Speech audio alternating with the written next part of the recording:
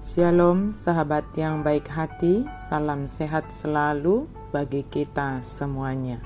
Marilah kita bersatu di dalam doa. Kasih karunia dan damai sejahtera dari Allah Bapa dan dari anaknya Tuhan Yesus Kristus kiranya menyertai kamu sekalian. Amin. Firman Tuhan bagi kita pada hari ini tertulis dalam Matius 5 ayat 4. Berbahagialah orang yang berduka cita karena mereka akan dihibur. Martua mana marsak roha Aisyah pulodo nasida. Berbahagia mendapat penghiburan dari Tuhan. Yesus memulai khotbahnya dengan kata-kata yang tampaknya saling berlawanan. Tetapi cara hidup Allah biasanya berlawanan dengan cara dunia ini. Jika kita ingin hidup bagi Allah, kita harus siap mengatakan dan melakukan apa yang kelihatannya berbeda. Kita harus bersedia memberi ketika orang mengambil, mengasihi ketika orang membenci, menolong ketika orang lain memperlakukan dengan kejam. Dengan melepaskan hak-hak kita sendiri demi melayani orang lain.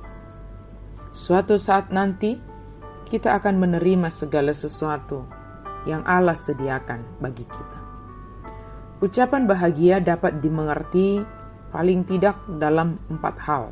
Yang pertama, itu adalah kode etik untuk para murid dan standar perilaku untuk semua orang percaya. Kedua, ucapan-ucapan itu membedakan nilai-nilai dari yang kekal dengan nilai-nilai dari apa yang bersifat sementara.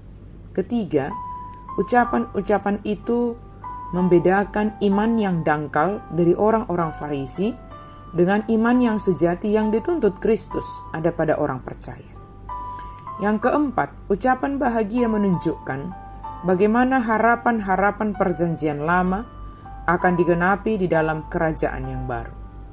Ucapan bahagia harus diterima sebagai satu kesatuan.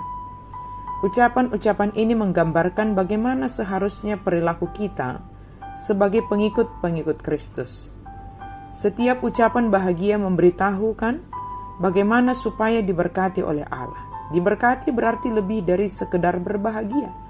Diberkati oleh Allah berarti mengalami pengharapan, sukacita, tidak tergantung pada keadaan di luar. Untuk mendapatkan pengharapan dan sukacita, bentuk kebahagiaan yang terdalam, ikutlah Yesus, tidak peduli berapapun pengorbanannya. Berbahagialah orang yang berduka cita, karena mereka akan dihiburkan.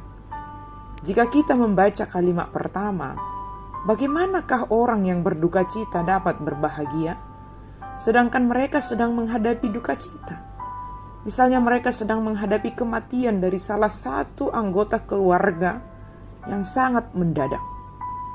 Inilah yang dinyatakan kepada kita. Bagaimana orang percaya dalam menghadapi duka cita. Jika dikatakan berbahagia, bukan saja situasi tertawa, terbahak-bahak, bergembira, raut wajah yang sumringah. Tetapi berbahagia dalam ayat ini adalah walau dalam keadaan duka cita, tetapi kita masih memiliki pengharapan dan kebahagiaan atas berkat Allah sebagai penghibur yang sejati bagi kita.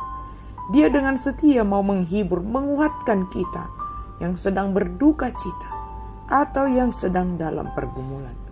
Duka cita atau pergumulan tidak dapat kita hindari, tetapi satu hal yang sama yang sering dengan keadaan yang kita hadapi, Allah dengan setia menyertai, memberkati kita, menghibur kita, menguatkan kita, menghidupkan pengharapan di dalam hati kita. Oleh karena itulah Yesus mengatakan ucapan bahagia ini, supaya kita sebagai orang yang percaya tidak berfokus hanya kepada hal yang membuat kita berduka cita atau kepada pergumulan kita. Mari alihkan fokus pikiran kita kepada pengharapan yang dianugerahkan Tuhan dalam hati kita. Fokus kepada pertolongan Tuhan. Fokus kepada penghiburan yang datangnya dari Tuhan melalui orang-orang yang ada di sekitar kita, yang mengasihi kita, yang menguatkan kita. Sahabat yang baik hati, kiranya kita semakin kokoh dalam pengharapan, kuat dalam iman, dan tetap merasakan berkat Tuhan, penghiburan dari Tuhan, walau kita sedang menghadapi duka cita atau pergumulan yang sangat berat. Dalam hal inilah kita berbahagia, yaitu diberkati oleh Tuhan. Amin. Mari kita berdoa. Terima kasih Tuhan untuk firman-Mu yang mengatakan supaya kami berbahagia. Walaupun kami menghadapi duka cita, walaupun kami menghadapi pergumulan yang sangat berat, tetapi Engkau meminta kami saat ini supaya kami berbahagia karena pengharapan Engkau berikan kepada kami. Karena sumber penghiburan kami yang sejati adalah Engkau ya Allah. Engkau menguatkan kami, Engkau memampukan kami menghadapi duka cita, menghadapi pergumulan. Terima kasih Tuhan untuk firman-Mu. Dalam nama Yesus kami berdoa dan bersyukur. Amin.